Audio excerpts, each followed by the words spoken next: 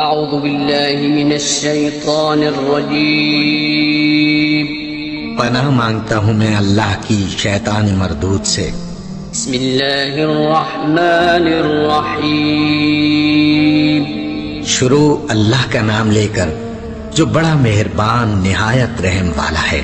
ونصلی علی رسولہ الکریم اما بعد فاعوذ باللہ من الشیطان الرجیم بسم اللہ الرحمن الرحیم ان اللہ یأمرکم ان تؤدوا الامانات الی اہلہا۔ محترم سامعین کرام، اللہ رب العزت نے ہمیں حکم دیا ہے کہ اگر ہمارے پاس کوئی امانت پڑی ہے تو ہم اس امانت کو واپس کر دیں۔ ہمارے ہاں بعض اوقات لوگ اس بات کا اتنا خیال نہیں رکھتے، کسی کی امانت پڑی ہے تو پڑی ہے، خاص طور پہ معمولی چیزوں کے بارے میں بالکل بھی پرواہ نہیں کرتے۔ تو محترم بھائیوں، یہ ایک سنگین جرم بن جاتا ہے۔ دیکھیے، ہمارے اسلاف اس بات کا بہت زیادہ خیال رکھا کرتے تھے۔ ایک امام تھے عبداللہ بن مبارک رحمہ اللہ تعالی، یہ کبار محدثین میں شامل تھے۔ ان کے بارے میں آتا ہے، امام سفیان بن عیینہ رحمہ اللہ تعالی فرماتے ہیں کہ عبداللہ بن مبارک وہ شخصیت تھی کہ جو صحابہ اکرام کے نقش قدم پر چلتے تھے، اور صحابہ اکرام کے نقش قدم پر اس طرح چلتے تھے کہ جو کام صحابہ نے کیا ہے عبداللہ بن مبارک وہ کام ضرور کرتے تھے۔ ابن عیینہ فرماتے ہیں، صرف یہ کام کہ صحابہ کو نبی علیہ الصلوۃ کی صحبت حاصل تھی، صحابہ نے نبی علیہ الصلوۃ کے ساتھ مل کر جہاد کیا تھا، ان دو کاموں کے علاوہ عبداللہ بن مبارک نے ہر وہ کام کیا ہے جو صحابہ نے کیا ہے، یعنی عین صحابہ اکرام کے نقش قدم پر چلنے والے محدث تھے عبداللہ بن مبارک رحمہ اللہ تعالی۔ یہ ملک شام میں گئے، وہاں جا کر انہوں نے کسی سے ایک قلم ادھار لی، اپنا کام کیا، لیکن وہ قلم واپس کرنا بھول گئے۔ جب اپنے ملک میں آیا تب جا کے ان کو یاد آیا کہ وہ قلم تو ابھی تک میرے پاس ہی ہے۔ اب یہ دوبارہ وہ قلم واپس کرنے کے لیے ملک شام گئے۔ محترم بھائیو، یہ ہمارے اسلاف تھے، یہ ان کا کردار تھا۔ ایک معمولی سی قلم ہے، ہم تو اگر کسی کے گھر سے قلم اٹھا لیں واپس جا کر وہ قلم واپس نہیں کرتے کہ میں نے یہ قلم انجانے میں آ گئی ہے یا آپ سے ادھار لی تھی، واپس کرنا بھول گیا ہوں، ہم نہیں کرتے۔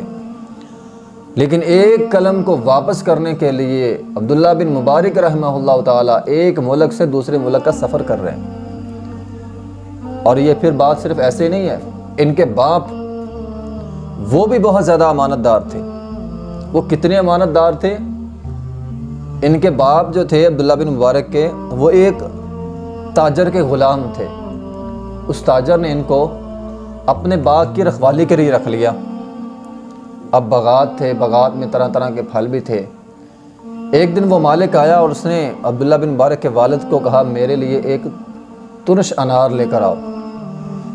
انہوں نے انار توڑا، لے آئے۔ جب مالک نے انار کھایا وہ انار میٹھا تھا۔ وہ کہنے لگے، میں نے آپ کو کہا تھا ترش لے کر آنا ہے، آپ میٹھا انار لے آئے۔ تو ان کے والد فرمانے لگے، مجھے پتہ ہی نہیں ہے ترش کون سا ہوتا ہے، میٹھا کون سا ہوتا ہے۔ بالک کہنے لگا، تو اس باغ کا نگران ہے، تجھے پتہ ہی نہیں پھل کون سا میٹھا ہوتا ہے کون سا نہیں۔ وہ فرمانے لگے، میں نے آج تک آپ کے پھل کا، آپ کے باغ کا پھل کبھی چکھا ہی نہیں ہے۔ یہ ہوتی ہے امانت داری کہ ایک باغ کا نگران مقرر کیا ہے، تو نگرانی کا مطلب یہ نہیں ہے طرح طرح کے پھل کھاتا پھرے، کبھی کسی پھل کو چکھا بھی نہیں ہے۔ تو محترم بھائیوں، جب باپ اس قدر امانت دار ہو تو بیٹا بھی کس قدر امانت دار ہوگا۔ تو یہ ہمارے اسلاف تھے جن کے اندر یہ امانت داری تھی۔ اور محترم بھائیوں، امانت داری کا معاملہ یہ معمولی معاملہ نہیں ہے، بلکہ نبی علیہ السلام نے بھی اس کو بڑا سنجیدہ لیا ہے اور بڑی وعید سنائی ہے۔ رسول اللہ صلی اللہ علیہ وسلم نے فرمایا، لا ایمان لمن لا امانت لہ، جو آدمی امانت دار نہیں ہے اس کا ایمان نہیں ہے۔ اس سے بڑی اور کیا بات ہو سکتی ہے۔ کہ اگر کسی انسان کے اندر امانت داری نہیں ہے تو فرمایا اس کے اندر ایمان ہی نہیں ہے، اس آدمی کے اندر ایمان ہی نہیں ہے۔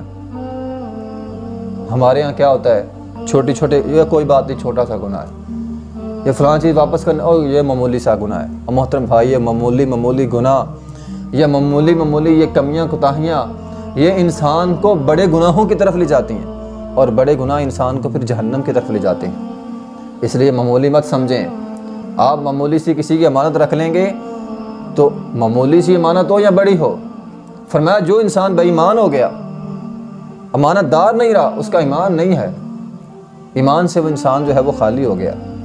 اور جو انسان ایمان سے خالی ہو جائے پھر اس کا جنت میں جانا مشکل ہے۔ وہ نبی علیہ الصلوۃ والسلام کے دور میں تھا نا، جب آپ خیبر سے واپس آئے تو ایک غلام تھا جو کسی صحابی نے نبی علیہ الصلوۃ والسلام کو تحفے میں دے دیا۔ وہ غلام نبی علیہ الصلوۃ والسلام کی سواری سے سامان اتار رہا تھا، انجانے میں ایک تیر آیا، اس غلام کو لگ گیا، وہ غلام فوت ہو گیا۔ لوگوں نے کہا کس قدر خوش نصیبی کی موت ہے کہ شہادت کی موت اس کو مل گئی، تیر لگا ہے، شہادت کی موت ہے، کس قدر خوش نصیب انسان ہے۔ اور پھر نبی علیہ الصلوۃ والسلام کا غلام بھی ہے، غلامی ہونا، شہادت مل جانا، کس قدر خوش نصیبی کی بات ہے۔ صحابہ کرام فرما رہے ہیں خوش نصیب ہے، لیکن نبی علیہ الصلوۃ والسلام نے فرمایا نہیں، فرمایا جو خیبر کی جنگ سے ہمیں مال غنیمت ملا تھا، اس غنیمت کے مال سے اس نے ایک چادر چرائی تھی، اور وہ چادر آگ کی بنا کر اس کے اوپر لپیٹ دی گئی ہے۔ ایک چادر چرانے والا نبی علیہ الصلوۃ والسلام کا غلام ہے، تیر لگنے سے بظاہر شہادت کی موت ہے، لیکن صرف ایک چادر کی وجہ سے وہ انسان، فرمایا وہ چادر آگ کی بنا کر ڈالے گئی۔ جب صحابہ نے یہ بات سنی، ایک صحابی اٹھا اور جا کر ایک تسمہ لے آیا، کہنے لگا اللہ کے رسول میں نے بھی ایک تسمہ اٹھا لیا تھا، یہ آپ تسمہ رکھ لیجئے۔ حالانکہ وہ بظاہر چوری نہیں ہے، وہ یہ نہیں کہ چوری کے سامان سے اٹھایا ہے، جنگ کے میدان سے اٹھایا ہے، لیکن واپس نہیں کیا تھا۔ تو صحابی کہنے لگا اللہ کے رسول میں نے یہ تسمہ اٹھایا تھا، واپس نہیں کیا، اس لیے آپ یہ تسمہ میں واپس کر رہا ہوں۔ اس لیے محترم بھائیو، انسان کو ہمیشہ امانت دار ہونا چاہیے۔ ان اللہ لا يحب الخائنین، اگر آپ بے ایمان ہو جائیں گے، خیانت زدہ کا ہو جائیں گے تو پھر اللہ تعالیٰ بھی آپ کو پسند نہیں کرے گا۔ امانت دار بنیں، معمولی چیزیں ہیں وہ بھی امانت ہیں تو ان کو بھی انسان کو واپس کرنا چاہیے۔ وآخر دعوانا الحمدللہ۔